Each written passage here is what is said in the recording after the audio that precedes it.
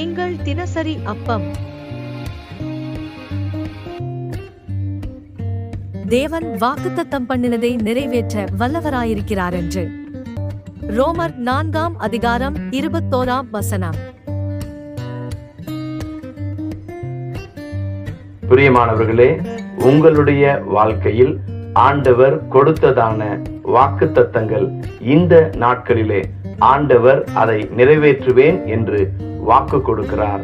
ஆண்டவர் உங்களுக்கு தரிசனத்தின் மூலமாகவோ அல்லது வார்த்தையின் மூலமாகவோ அவர் உங்களோடு பேசின தம்முடைய வார்த்தைகளை நிறைவேற்றுவேன் என்று சொல்கிறார்.